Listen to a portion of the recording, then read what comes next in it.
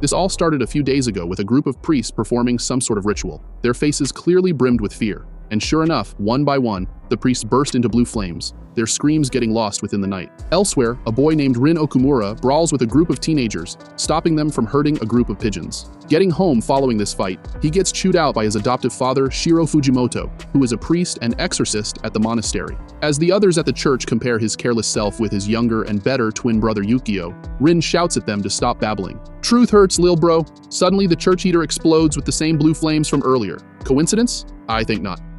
Later, finishing up with chores at his new part-time job, Rin spots a young girl, Yui, running hectically after her scarf. So naturally, he steps in and grabs the scarf for her. But just as he touches that scarf, a mysterious monkey-like creature reveals itself. Confused, Rin runs after it into the store as it still has Yui's scarf. The creature, running uncontrollably, tips over a mountain of soda cans onto Yui, but Rin jumps in at the last second and saves her with his monstrous strength. The damage this accident causes gets Rin fired, so he gets home all bummed up. But there stands Yuaoi's father, thanking Rin for saving her daughter. Rin tries to explain to the man the creature he saw teasing Yui, but the latter brushes it off, thinking it as Yui's own imagination. This gets Rin mad, and so Fujimoto steps in, giving Yui a 4-leaf clover protection charm and sending them on their merry way.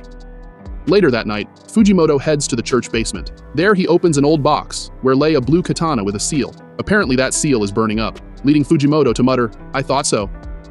The next day, Rin wakes up to a note from Yukio to not worry their dad anymore, as the latter has headed off to True Cross High School to pursue his dream of becoming a doctor. Going outside, Rin finds bug-like creatures that no one else seems to notice swarming all around. He then meets the same group of teens he beat up earlier, punching their leader Shiratori for bad-mouthing Yukio. Right then, Shiratori's appearance distorts into that of a bull-esque, something that no one else seems to notice yet again. He threatens to burn Rin, turning him into a human barbecue. Who let blood cook? Realizing that the bully isn't kidding, Rin shouts out at him to stop and suddenly flares up with blue flames. Those blue flames are the proof of Satan's offspring, remarks Shiratori, introducing himself as Astaroth. Referring to Rin as Young Master, the demonic being tells him that Lord Satan awaits his arrival. Fujimoto arrives on the scene, chanting a divine curse to exorcise Astaroth out of Shiratori. Fujimoto reveals that the world consists of 2 dimensions facing each other like mirrors, one being the material world, Asya, and the other being the nothingness of demons, Gehenna. Telling Rin that the demons will come for him, Fujimoto remarks that he is the child of the evil god Satan, born of a human. Having become accustomed to Shiratori's body, Astaroth goes to find Rin himself. Meanwhile, Fujimoto rushes to take the child of Satan back to the reinforced monastery, showing him Kurikara, the demon-slaying sword that seals his demonic powers. He urges Rin to always keep it on him, instructing the boy never to draw it, as doing so will awaken his demonic powers permanently. Fujimoto assures Rin that Yukio is still only a human, as the power rejected his body for being too weak in the womb. Them powers really said, skill issue. Afterwards, Astaroth and his minions break into the monastery. Fujimoto locks Rin in a safe room for protection, telling him to leave and hide somewhere in the morning when the demons weaken. He hands the boy a phone containing his best friend's number, who will protect him if push comes to shove. While Rin grapples with his reality of being a demon, Astaroth takes his true form, overpowering the exorcists. Right then, the boy shows up to continue his talk with Fujimoto and helps him exorcise Astaroth. Hurt and confused, Rin tells the priest to stop pretending to be his father, as he has been nothing but trouble all his life, getting slapped in the face. Moments later, Satan possesses Fujimoto's body and opens the Gehenna gate to drag Rin into the demon world. As the boy screams out for help, Fujimoto assumes control of his body and stabs himself, proclaiming Rin to be his own son. Refusing to let his father die like this, Rin unsheaths Kurikara. Unleashing his blue flames, he destroys the Gehenna gate by dawn, but it is too late. Right then, Yukio arrives at the site and rushes to Fujimoto, while Rin sheds tears. He wasn't the stepdad, he was the dad who stepped up.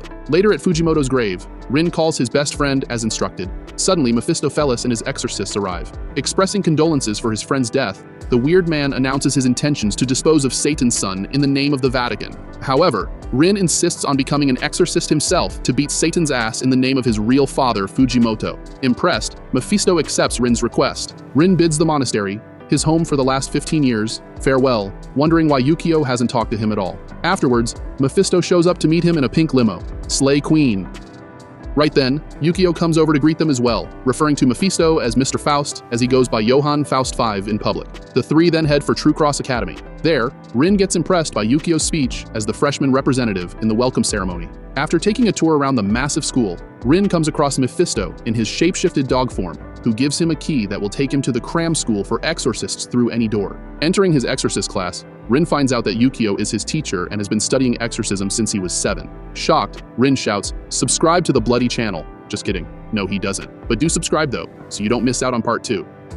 Anyway, while Yukio explains the agenda for their first class, Rin interrupts him and starts asking questions about how much he knows. Telling the class to go outside, Yukio reveals that he became an exorcist 2 years ago. Having gotten a spirit wound from Rin when they were born, Yukio has been able to see demons all his life. As Rin gets emotional and continues to argue with Yukio, he ends up spilling the rotten animal blood, attracting nearby demons. Fighting together to defeat the demonic beings, Rin and Yukio make up over their mutual desire to get stronger to protect each other. After class, Rin finds out that his roommate is Yukio. Rin accompanies Yukio for an exorcism request, during which the latter heads inside the Exorcist-only shop to stock up on some supplies while telling the former to stay outside. Rin ignores his brother's instructions and meets Shimi Moriyama, the owner's daughter, in the beautiful garden outside the shop.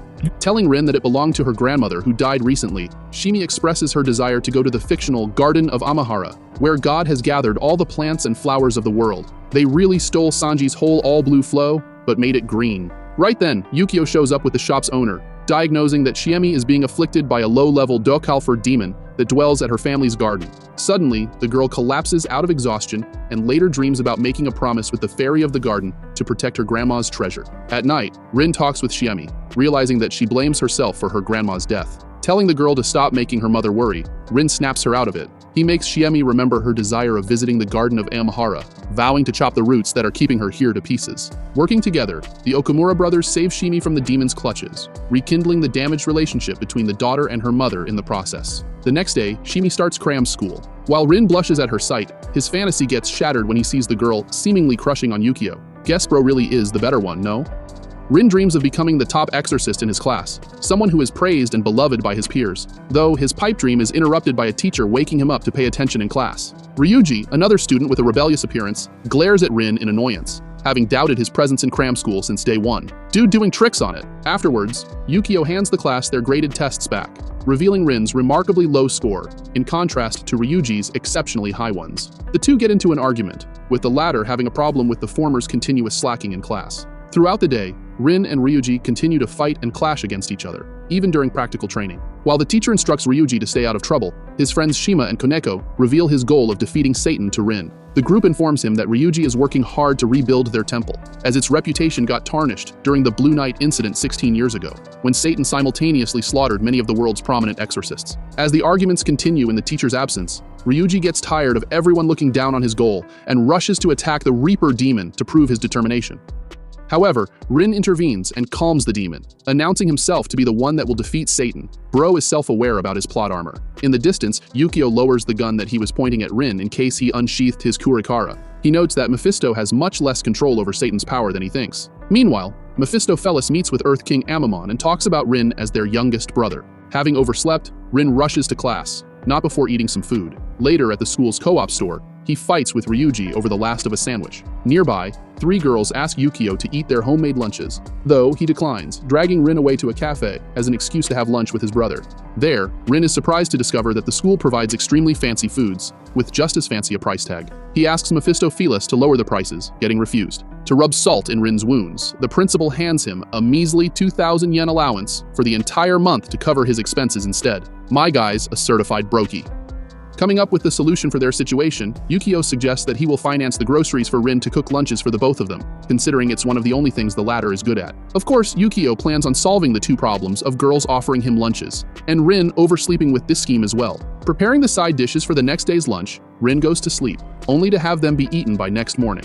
After accusing Yukio, the 2 brothers discover that Mephisto is cooking their morning meals as a temporary replacement for a stove spirit named Ukobach, who is in a foul mood due to Rin trespassing on his territory without permission. As such, he is boycotting his job at the moment. Eventually, Rin and Ukobach have a cooking contest and become friends, vowing to make the ultimate lunch together. Afterwards, the 3 girls from earlier continue to stalk Yukio, spotting Shemi visiting his dorm. Seeing the homemade dishes made by Rin and Ukobach in the fridge, they assume them to be made by Shemi. Jealous that Yukio rejected their lunches but is eating hers, they end up throwing the lunches in the trash. This angers Ukobach, who proceeds to prepare literal stew out of the girls. Holy gigachad.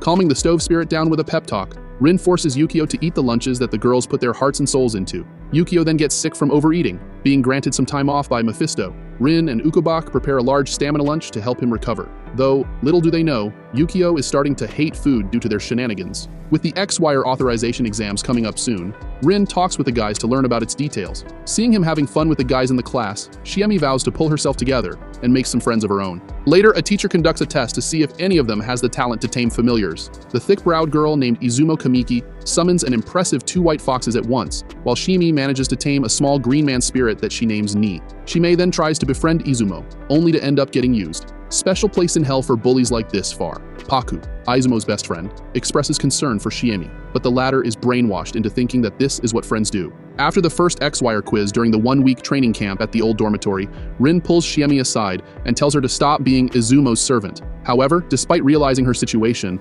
the poor girl doesn't want to depend on others all the time, wishing to become strong like Rin and Yukio. Meanwhile, Paku mentions quitting cram school to Izumo and scolds her for making a fool out of an honest person like Shiemi, like a real friend. Right then, a mid-level ghoul-type Naberius demon attacks them.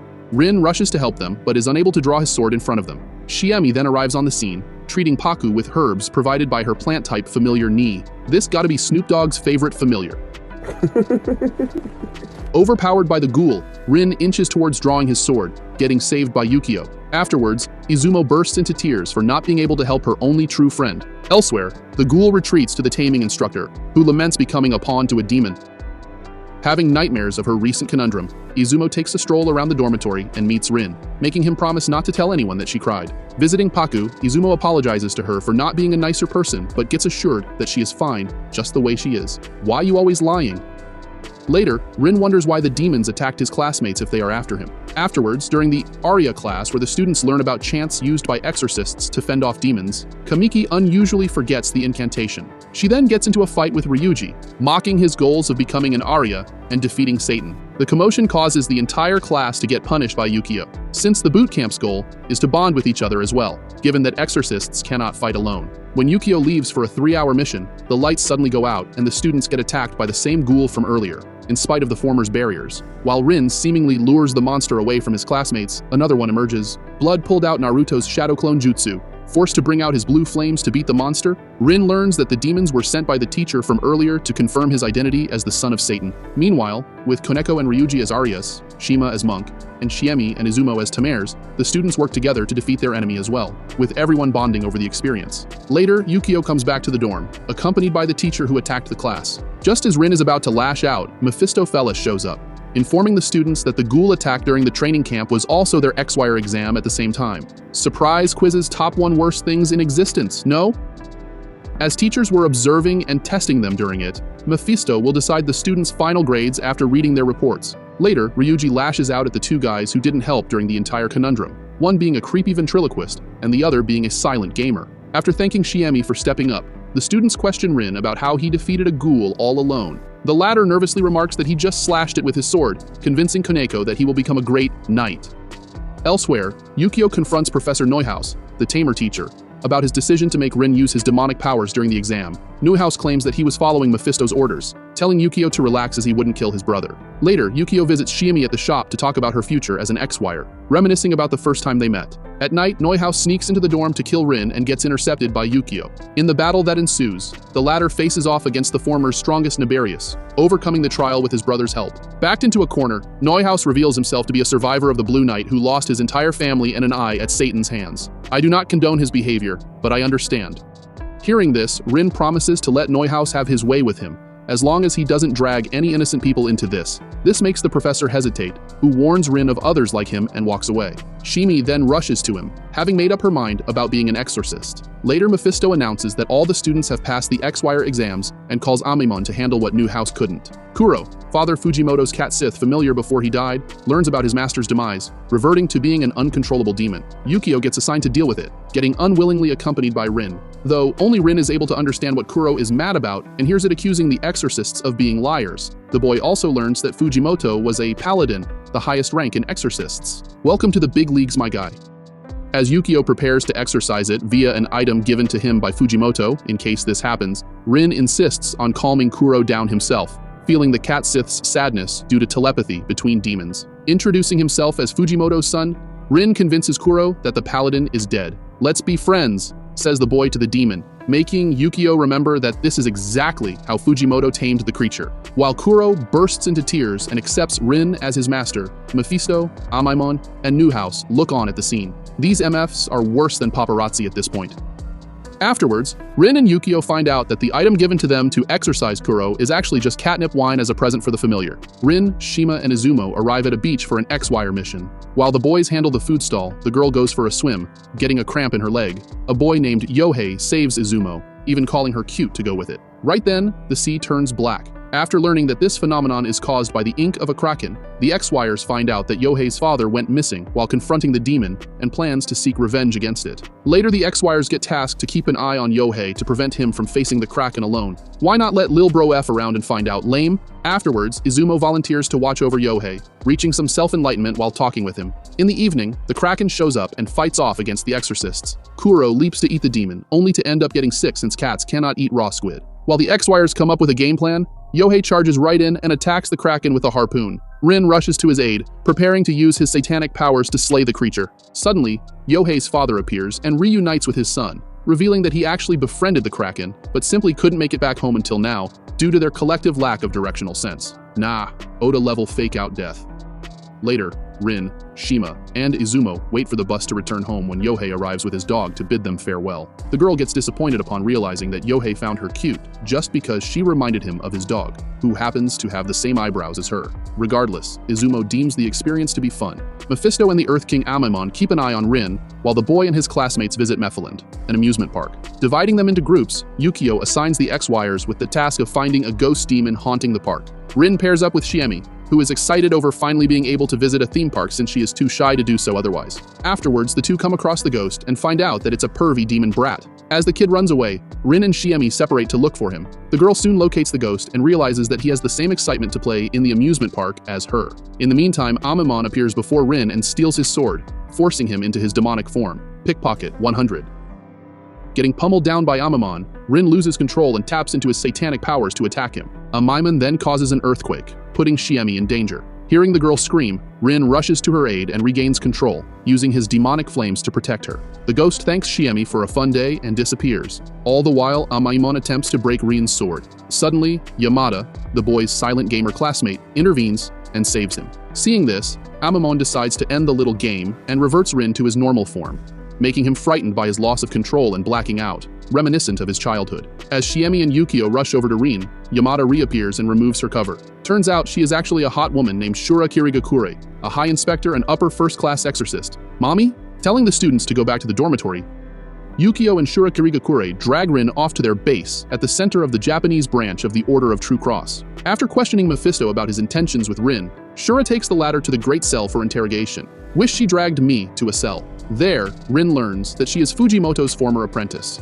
Seeing the boy erupt in blue flames even without unsheathing his sword, Shura remembers her last conversation with Fujimoto. Before his death, the paladin had begged Shura to teach Rin how to control his demon's sword, considering her expertise in the subject. Though, their talk ended in a fight back then. Now, having confirmed that Rin is indeed the son of Satan, Shura announces that she is on orders to kill him. With her Kirigakure-style demon sword techniques, the lady beats around the boy with ease. As she stabs him in the chest, Rin grabs the sword, vowing to prove his late father right by becoming a paladin and kicking Satan's ass. Hearing Rin's love for Fujimoto, Shura gets amused and ends the interrogation, glad that her master wasn't raising a weapon but rather a son. Later, she hands the boy a wooden sword to practice his technique and holds on to his kurikara to prevent Amaimon from troubling him for now. Afterwards, Rin vows to keep moving forward and become a cool adult like his dad. All the while, Shura starts as the X-Wire's new teacher. Why? Couldn't teachers look like this when I was in school?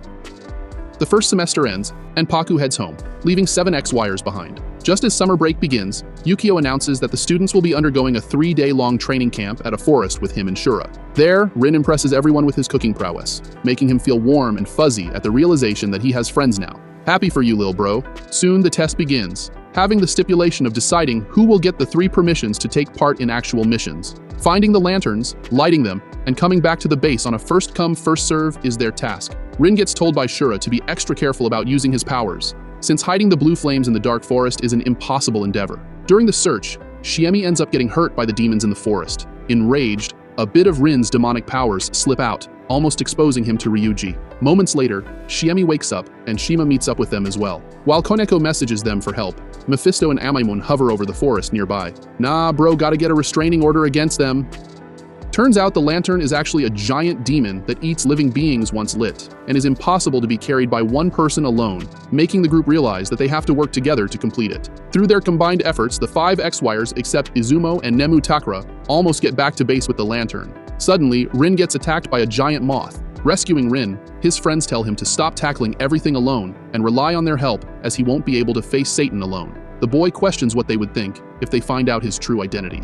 Heading back to the base, the group realizes that Izumu and Nemu each brought one lantern back by themselves, leaving them to be the last ones back. Suddenly, Amamon attacks them, and Shura fends him off with a barrier. The former expresses his desire to kill the latter, getting told off by Mephisto from doing such a thing. Meanwhile, Shura casts protection on the students, and gives Rin his sword back to help him fight back against Amaimon. Top 10 worst moments before disaster. Right then, Shiemi starts walking outside the barrier, having been infected by a demon parasite. Rin rushes after Amimon, while Shura holds back the latter's familiar. Refusing to unsheath his sword, Rin gets mocked and manhandled by the Earth King. This prompts Ryuji to ignore Shura's instruction of staying in the barrier, forcing Shima and Koneko to go after him. However, the 3 of them stand no chance against the demon and get beaten down as well. With his friends in danger, Rin realizes that he has no other choice and decides to unleash his full power, despite Yukio telling him not to. "I will use my power for kindness," proclaims Rin, transforming into his demonic appearance and bursting into blue flames. While his classmates look on in awe, a monstrous battle ensues, resulting in Rin completely overwhelming Amaimon. As Mephisto prepares to retreat with the exhausted Earth King, he gets attacked by an out-of-control Rin. Welp, they bow to call Tanjiro or someone to slay the demon. Wrong show.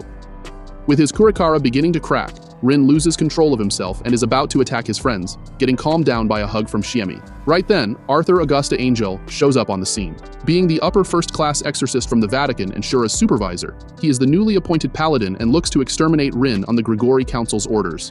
Blood is a sheep. In the end, a trial is set in place against Mephisto, with Rin as evidence and Shura as witness. Meanwhile, Yukio informs the X-Wires of Rin's history. Ryuji recognizes the Kurikara as an heirloom of his temple, forged by a skilled swordsmith named Yoshikuni. Hearing this, Yukio begs him to save Rin, even if he is the son of the evil god, much to Koneko's dismay. While Mephisto pleads that he intends on raising Rin as a weapon against Satan, the X-Wires, except Nemu and Koneko, head to the 11th Yoshikuni, who is a female swordsmith. She tells them that the same jewel steel used in forging Kurikara will be needed.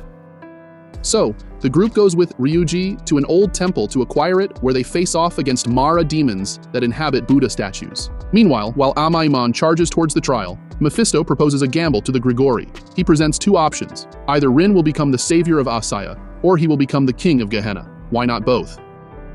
At the same time, the Yoshikuni repairs Kurikara. Arthur goes to intercept Amimon with his Caliburn sword, accompanied by Shura. Though, the Earth King breaks through all defenses and reaches the room of the trail, where Rin is being held captive. In this dire situation, the Grigori allow Mephisto to go forward with whatever plan he has. Right then, Yukio and the others show up with the repaired Kurikara and pass it to Rin. With the demon-slaying blade, the boy slays Amaimon, who calls for his brother Mephisto in his last moments. Ouch, Blood got hoodwinked by his own bro. Following this, True Cross Academy gets assigned by the Grigori to look after Rin with 2 conditions. First, he must pass the Exorcist authorization exam in 6 months. Secondly, someone must keep an eye on him at all times, a task that Mephisto leaves for Rin and Shura. Afterwards, the boy reunites with his classmates, only to receive a cold welcome by Ryuji's group, since their families got slaughtered by Satan. Right then, Yukio arrives and drags Rin away for special training to control his powers. There, Shura wonders if the former is afraid of awakening Satan's powers one day, or if he wants to have them like his brother. Elsewhere, Koneko particularly struggles with his emotions after seeing Rin's rampage, becoming the target of a dark presence that is drawn to his fear and insecurities. Meanwhile, Izumo advises Rin to not be afraid of his flames, since that is what might be preventing him from controlling them. She can be nice now? Character development. Suddenly, the 2 get attacked by the dark presence from earlier. After Rin and Izumo fend off the attack, Mephisto Felis orders the X-Wires to inspect his 12,000 protective barriers for any possible breaches, since a demon called Gale has infiltrated the academy. While Ryuji and Shima wonder where Koneko has gone off to, the demon tries to coerce the latter into giving up his full consciousness to him. Blood out here playing among us with this gaslighting. Meanwhile, Yukio urges Rin to complete his special training since they have no time anymore. Suddenly, something comes over him, and he heads out of the room. Right then, Konekomaru arrives there with the demon on his shoulder. Rin attacks him, only to get reprimanded by Ryuji, Shima, and even Yukio, unable to see that something is wrong with Koneko. In the meantime, Shura discovers a concealed door that leads to an abandoned laboratory. Afterwards, Koneko wakes up to see burn marks on Ryuji's shirt that he got while protecting him from Rin. With this, Kaneko's fears come true, allowing the demon to take control of him. Getting possessed because you are a little bee is crazy.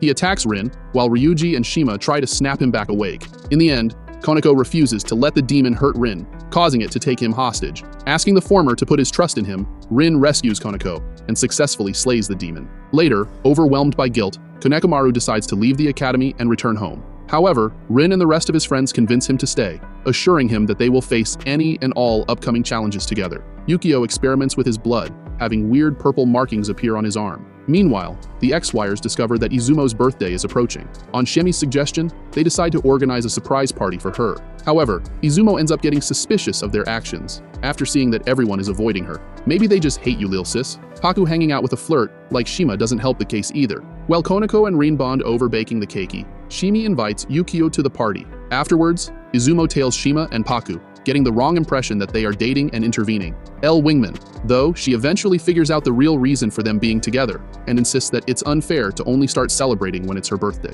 In the end, the party transforms into a big birthday celebration of everyone at cram school. Seeing everyone having fun, Yuki reveals to Shime that he and Rin don't really know their real birth date, though the girl thanks him for being born regardless. However, the festivities are soon cut short when Yukio receives a call about the monastery being under attack. Rin and Yukio rush to the monastery, seeing many of their friends wrapped up with an indestructible spiderweb. Satan's kin will not be tolerated. This is the message left behind by the assailant, who is supposedly a masked man. Seeing this, Rin rushes off in search of the enemy, leaving Yukio behind. The former soon comes across the masked man, who vows to make him suffer and retreats after wrapping Kurikara's sheath. As Rin looks to go after him, he gets stopped by Shura, allowing Yukio to continue the chase. Soon, he encounters Neuhaus, who denies any involvement and quickly escapes without offering any explanation for his presence there. Dude out here moving like Batman. Later, despite having his sword sealed by the web, Rin insists on going after the masked individual. However, Yukio stops him with an instant tranquilizer, a move that even Shura deems to be too much.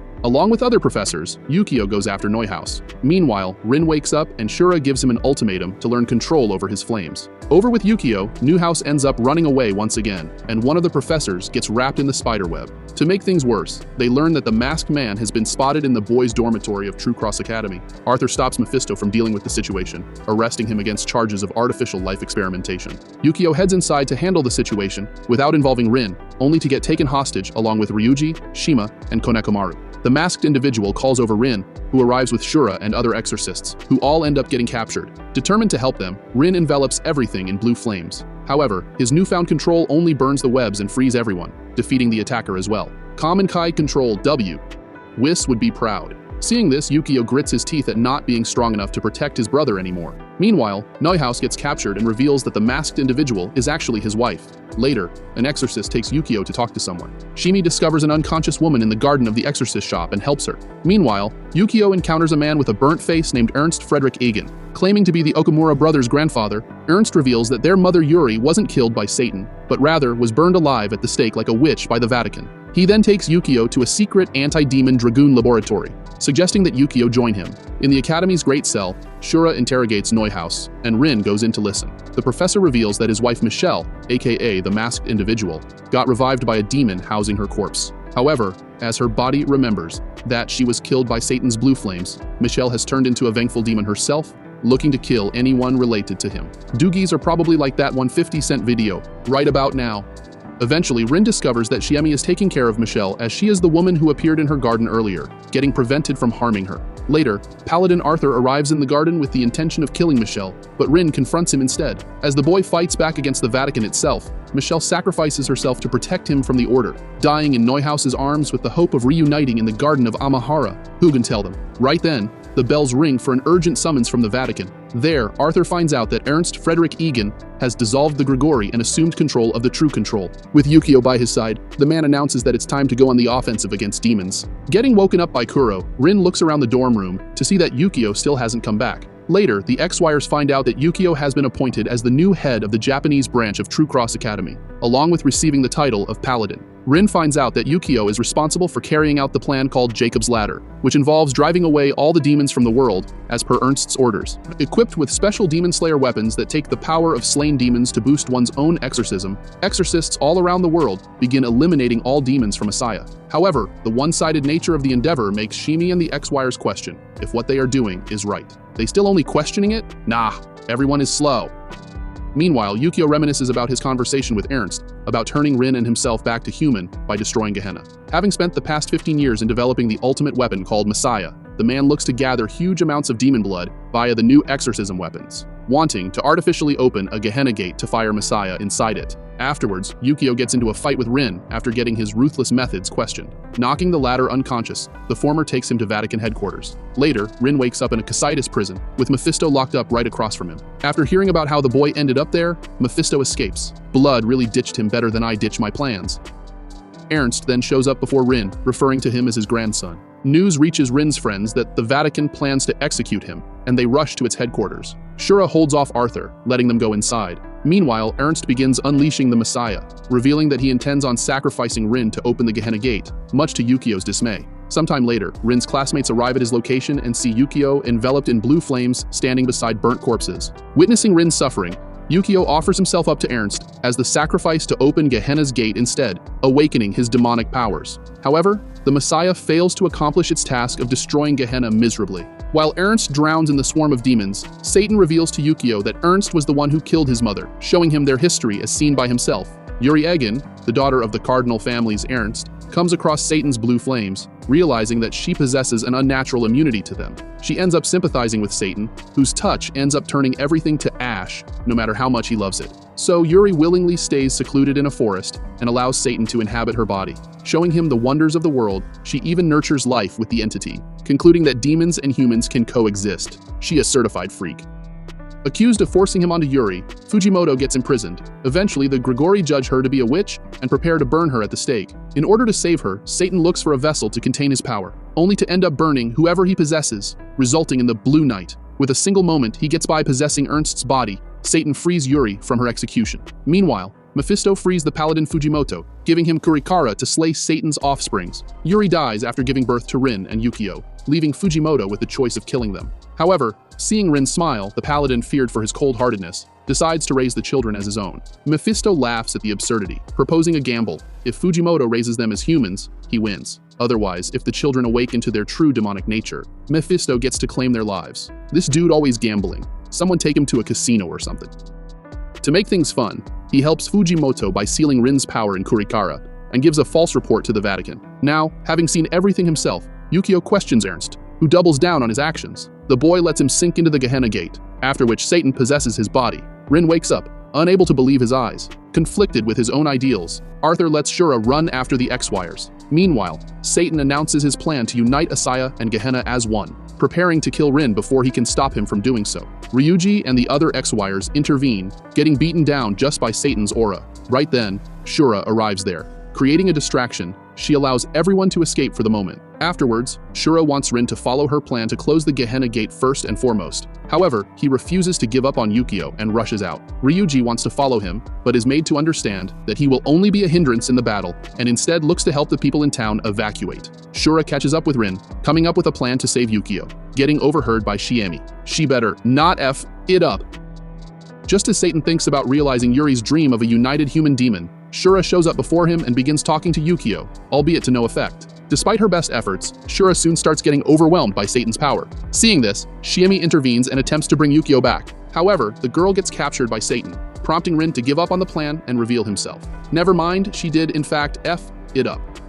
However, he drops his Kurikara, refusing to fight his little brother. While Satan continues to beat him to a bloody pulp, Rin keeps calling for Yukio, eventually managing to awaken his consciousness. Continuing to possess half of Yukio's being, Satan shoots Rin and looks to land the finishing blow. Just then, Yukio forces the gun to his own head to end himself along with Satan, getting punched by a tearful Rin, who refuses to lose another loved one. With this, Yukio fully regains control over his body and Satan is dispelled. Though, despite this, the Gehenna gate continues to become stronger. As demons begin to swarm the academy, Arthur joins the fight. Rin, Yukio, Arthur, and Shura all launch synchronized attacks at the Gehenna gate, but to no avail. given that it is being shielded by demons. Afterwards, Rin and Yukio ride Kuro to get closer to the gate, while the other X-Wires devise a plan to open a gate to the Vatican, where it is daytime currently, and reflect the sunlight to weaken the monsters guarding the Gehenna Gate. Blood really saw demons and became Einstein. Working hand in hand, Rin and Yukio gain immense control over their blue flames. Turning into the shape of a phoenix, they blaze through the Gehenna Gate, ultimately destroying it. Satan then appears as a small blue flame in a dark void before Yuri, apologizing for not being able to create their dream world. She forgives him, explaining that he was too early. Yuri believes that their sons will show them whether the path they chose was correct or not. Later, Rin and Yukio reunite with the X-Wires. Observing the scene from afar, Mephisto talks with a Maimon, who is a small hamster for now, and remembers a man from hundreds of years ago. He granted immortality to an elderly scholar, with the wager being that the man's soul would belong to Mephisto the moment he wished to die. I now enjoy the highest moment. This. Remembering these words that the man shouted at his last moments, Mephisto finally understands what he meant. 1 month later, life returns to normal at the academy, and Mephisto comes back as principal. Rin and Yukio visit their mother's home and her grave, understanding that they were born and raised because Fujimoto and Yuri worked so hard. Afterwards, Yukio fights off against a Ghost Rider demon, only for Rin to get involved like usual. This man really can't stop being the main character, can he?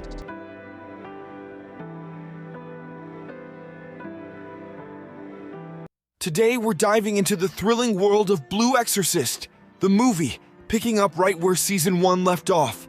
Our favorite demon-slaying hero, Rin Okumura, is up for another action-packed day in True Cross City. But of course, things don't start smoothly. Rin oversleeps, setting the stage for chaos and adventure. Now, let's rewind the clock to centuries ago, where a demon manipulated a small village, causing chaos and loss. An exorcist, our hero in the past, arrives to seal the demon and restore peace.